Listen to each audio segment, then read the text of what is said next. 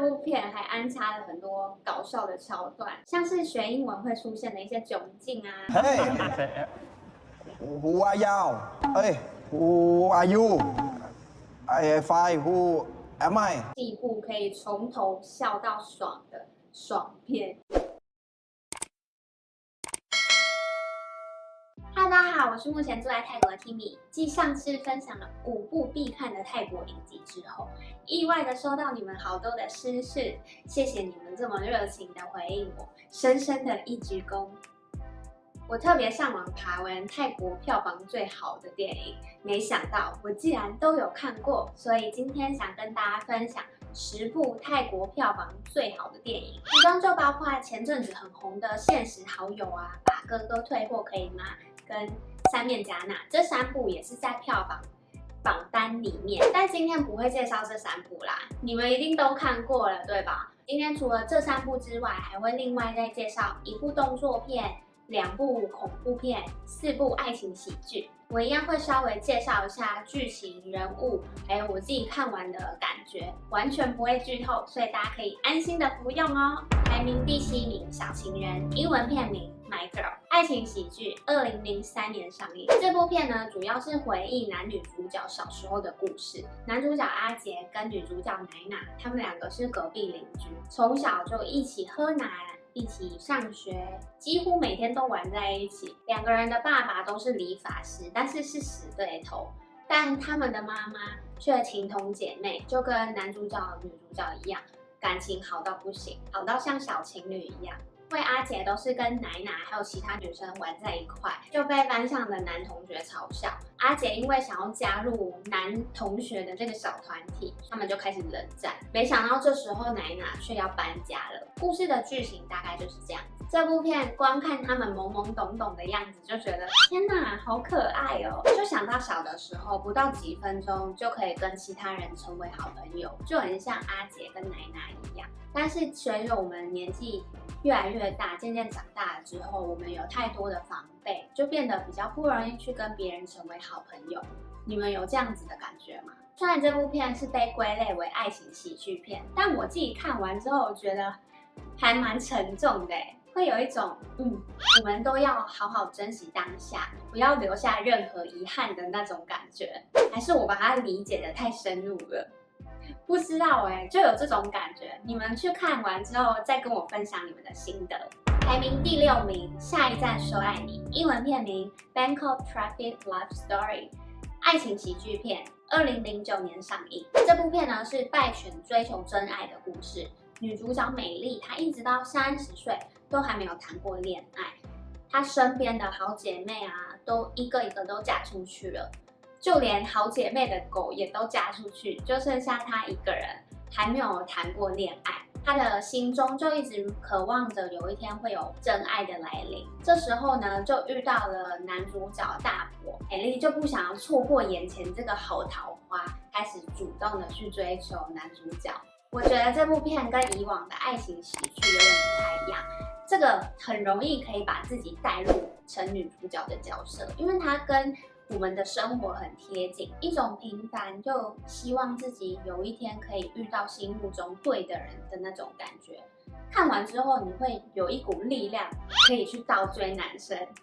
没有啦，是一部可以鼓励到单身的人更勇敢、更有勇气的去为自己争取，不管是追求男生还是追求女生都好，毕竟主动出击才有胜算啊。对吧？还有一个蛮特别的地方，这部剧里面也拍到很多的画面是泰国人平常上班会用的交通工具，脸会被喷到河水的渡河船啊，被挤爆的双条巴士，还有超级的 BTS 空铁、计程车的摩托车，集结了在泰国会用到的各种交通工具。现在疫情嘛，不能出国，就可以看这部片回味一下曼谷。排名第5名，《鬼妻》，英文片名《南娜》。恐怖爱情片，1999年上映。故事的一开始呢，是在说在这个小村子里有一对很恩爱的夫妻。那男主角因为要去打仗，所以要暂时离开家。娜娜怀孕的时候，还是得继续下田耕种。生宝宝的时候，娜娜跟宝宝都不幸身亡。但是娜娜因为深爱着老公，所以她的鬼魂一直在家里等着老公回来，等啊等啊等，终于等到老公回来了。娜娜老公在不知情的状况之下，就跟着娜娜的鬼魂一起生活。其实村子里的人都知道，但是没有人敢去跟娜娜老公说，因为怕被娜娜杀掉。片名如果没有特别翻译鬼气的话，在看的时候不会觉得娜娜是鬼魂，是导演时不时的拍到虎枪猫头鹰的画面。虎枪猫头鹰看起来可爱可爱的，对吧？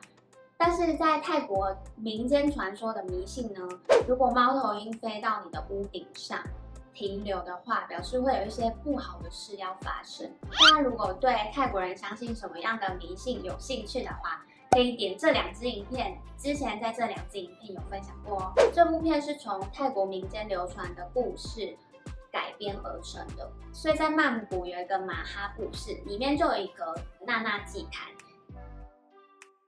都会去求名牌啊，求乐透号码，或是求保佑生小孩。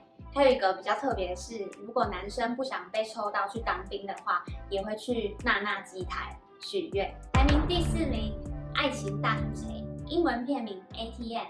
爱情喜剧片，2012年上映。故事里的男女主角是情侣，在同一间银行上班，但是因为公司有规定，员工禁止谈办公室恋情。但你们知道的，越是被禁止的东西，越是会发生。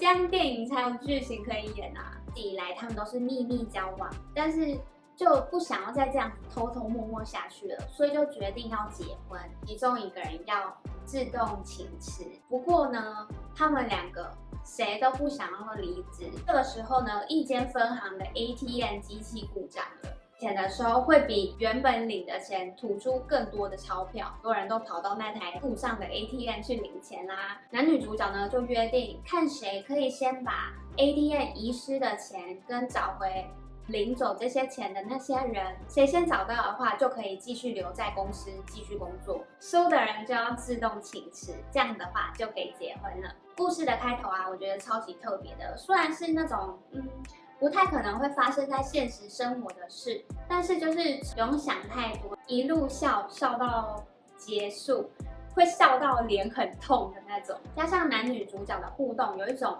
这才是真的情侣在互动的感觉，打闹啊，互相整对方，但是又不会因为这样子而翻脸。光看男女主角的互动，就会被他们逗得哈哈大笑，算是一部很舒压的爱情喜剧。看惯了大鱼大肉啊，傻狗血的剧，就可以看看这种就是一路笑到爽的爽片。我看完这部片之后，做梦的时候还真的梦到 ATM 吐出比原本领的钱还要多的钱，是不是我入戏太深了？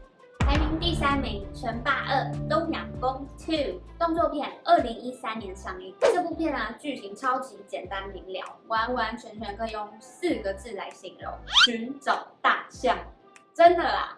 故事先带出大象跟通灵家有一个很深厚的感情之后，就有了这个足够的理由，就可以让通灵家为了大象，就是一路一直打，从泰国打到澳洲，寻找大象的故事。搞懂主角跟坏人是谁就 OK 了，没有什么复杂的故事情节。以看通灵家的动作片来说，完完全全就是在看通灵家的身手啊，还有那个整个的场面，像是骑摩托车的时候被一群摩托车包围。